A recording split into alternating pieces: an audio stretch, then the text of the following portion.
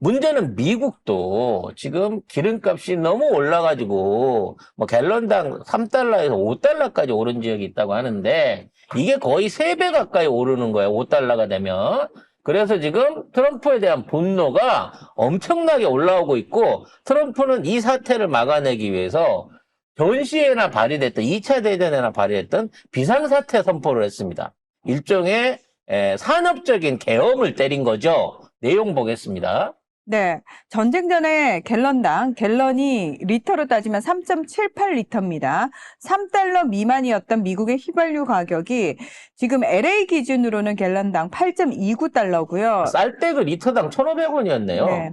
리터당 지금은 3,200원인 거지, 근데. 네. 네. 자, 그리고 미 전역 평균도 지금 갤런당 4달러를 돌파했습니다. 제가 그 갤런당 4달러가 마지노선이라고 얘기를 했었잖아요. 심리적 마지노선이었는데 이걸 넘어섰기 때문에 네, 굉장히 지금 난리가 나서 트럼프 대통령이 에너지 비상사태를 선포를 했습니다.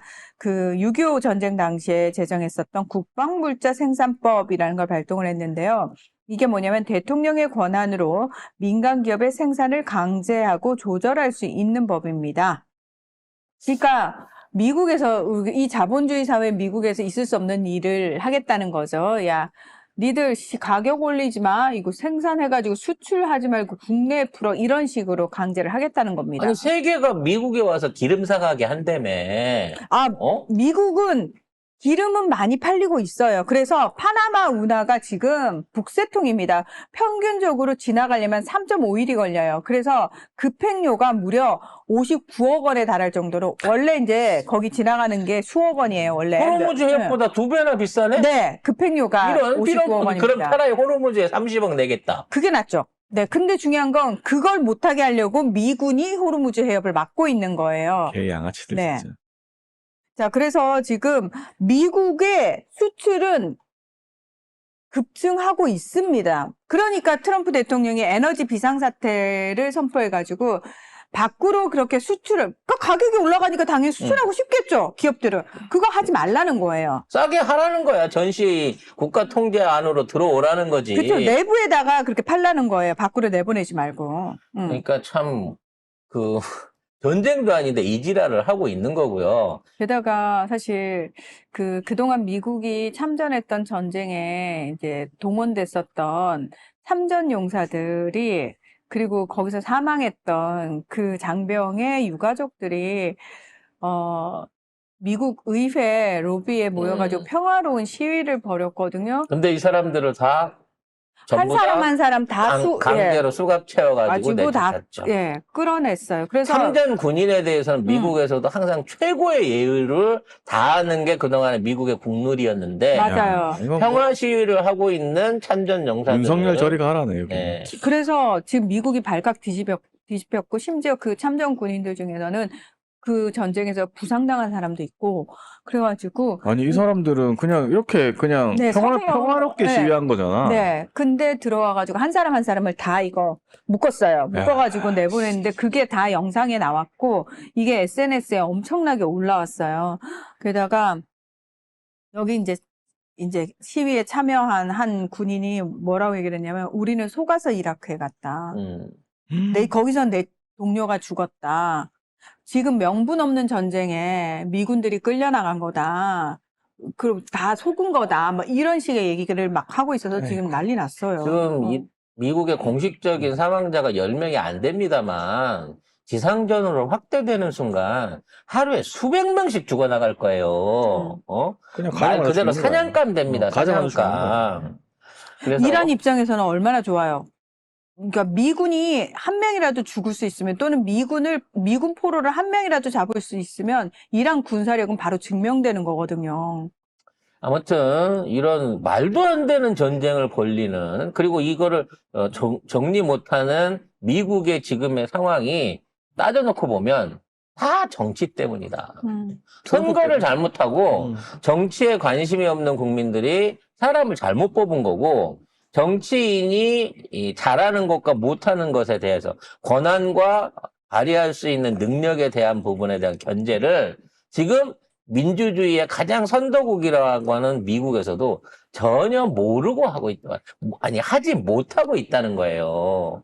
아무튼 우리나라랑 비교해 봤을 때 윤석열이가 계엄에 성공했으면 트럼프보다 더 했으면 더 했지. 아유, 덜 하지 않았겠다라는 생각이 벌써 듭니다. 죽었어. 근데 요새 이상한 음모론이 하나 팩트로 밝혀지게 되면서 여기에 대해서 많은 질문들이 올라오고 있어요. 미국의 핵우주과학자 11명이 연쇄적으로 실종이 됐다고 합니다. 실종하고 사망하고. 이 팩트는 일단 확인을 해볼게요. 네. 이것도 저는 사실 이미 며칠 전에 SNS를 통해 가지고 나 왜 미국 SNS가 자꾸 내 SNS에 떠? 네, 아무튼 계속 보고 있는데요. 자, 2023년부터 핵무기, 우주, 방위 연구 및 정부 기밀 프로젝트와 연관된 인물 11명이 잇따라 사망하거나 실종됐다고 합니다. 트럼프 대통령은 상당히 심각한 사안으로 평가를 하고 있는데요. 이 실종자 다수가 휴대전화라든지 개인기기를 집에 둔 채 그대로 바로 딱 몸만 사라진 그런 공통점이 있다고 합니다. 근데 2023년부터면 네. 계속 일 안 하고 안 좋을 때부터인가요? 계속? 아니, 원래 안 근데- 좋았지만. 근데 이 사람들이 이제 실제로 핵을 할 수도 있지. 우주 방위를 할 수도 있는데 중요한 건 첨단 산업에 어찌됐거나 처해 있는 사람들이 지금 실종되는 사고가 계속되고 있는데 이게 전쟁통하고 같이 엮이면서 혹시 이게 누군가의 의도적인 연쇄 납치나 또는 실종이 아니냐라고 하는 이거를 낳고 있다는 거, 의혹을 낳고 있다는 근데 거죠. 뭐 23년에는 미 항공우주국 나사죠. 제트 추진 연구소 소속 물리학자 마이클 데이비스 힉스 사망.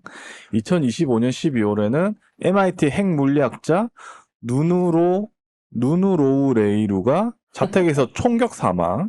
그다음에 캘리포니아 공대 천체 물리학자 칼 그릴메어도 2월에 자택에서 피살됐습니다. 뭐 이런 식이에요, 다. 그래서 이게 음모론으로 표현하다 보니까 두 가지로 이제 정리가 되는 거죠. 모종의 테러 단체들이 중요 과학자들을 회유하거나 납치해가지고 뭔가 핵무기 같은 치명적인 무기를 만들어내려고 하다가 일어나고 있는 상황이 아니냐라는 부분이 있는 거고요. 좀 황당하긴 하지만 외계인들이 본인들의 중요한 기술의 탈취 내지는 자신들의 정체에 대한 공개가 일어날까봐 그러한 정보를 알고 있는 고급 정보를 관리하고 있는 사람들을 지금 납치 또는 입막음을 하고 있다 뭐 이런 식으로 많이 원인들을 추적을 하고 있어요. 하지만 구체적으로 뭐 하나 밝혀진 게 있는 건 아닙니다. 그리고 실종된 사람들도 공군 장성, 폐역 공군 장성, 행방이 묘연하고 휴대전화와 안경도 다 집에 두고 갔고요. 그 다음에 뭐 항공우주 엔지니어 모니카 레자라는 사람도 산행 중에 동행자와 불과 수미터 거리에서 사라졌다. 그리고 뭐 국립연구소 관련 인사들도 뭐 행정직원 이런 사람들도 뭐 자택 인근에서 사라지고 근데 핵 관련 시설 근무자도 같이 실종이 되고 핵무기, 우주, 그다음 방위 연구, 정부 기밀 프로젝트 이런 것과 직접 관련된 인사들이 계속 죽거나 사라지거나 하고 있는 거예요. 근데 제가 생각하기로는요, 그냥 일반적인 통계예요. 미국 인구가 4억이 넘는데 1년에 이유 없는 실종이나 또는 뭐 원인 없는 어떤 죽음, 고독사 같은 걸 통해 가지고 갑자기 사라지는 사람들이 생길 수 있죠. 근데 총격 사망 이런 건 좀 웃기잖아. 핵 총이 물리학자. 너무 흔한 나라니까.